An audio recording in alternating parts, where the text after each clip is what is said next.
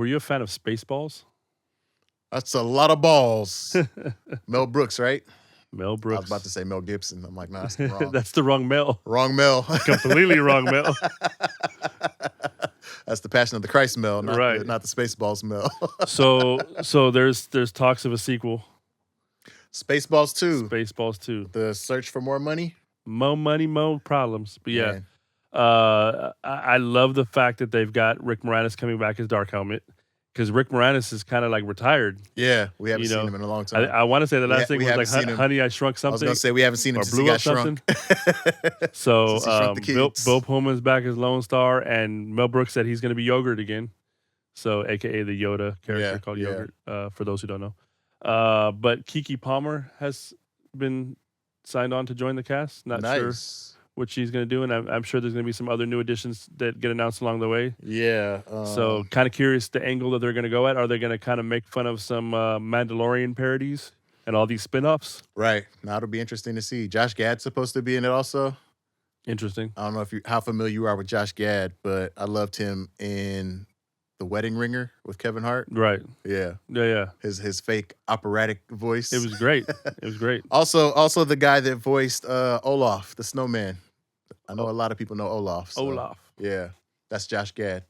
So yeah, so him bringing in Josh and Keke Palmer, I think that'll help like kind of bridge, because I mean we're talking Spaceballs was 80s, right? The first one that came out. I mean I know I saw it. I saw it later. Much later. I mean I was probably like in my late teens before I watched Spaceballs. 90s at the latest, but I feel like that's an 80s movie. And just taking that over is like Blazing Saddles. Right. I mean Blazing Saddles is pure classicness. Yeah.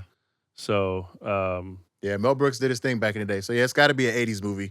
So, for them to be dropping this, what are we saying, 40 years later? Right. And it's supposed to come out, I think, 2027, I think it says. Yeah, 2 years. So, because it's just starting up their process. So, yeah. Do we need a Blazing Saddles sequel? Another Blazing I don't know if the world is ready for another Blazing Saddles. That was top tier controversy back in the day. So, I loved it.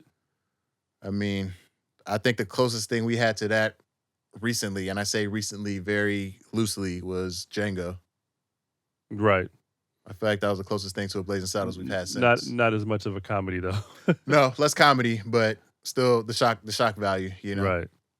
Yeah. Yeah, Blazing Sandals, I mean Blazing Sandals? Blazing Sandals. Yeah, that's another good one. Blazing Saddles. Yeah. Blazing Saddles, Spaceballs. I mean, Mel Brooks had a run. I mean, he did. Robin Hood Men in Tights. Oh man, we're men, manly men. We're men Dave Chappelle.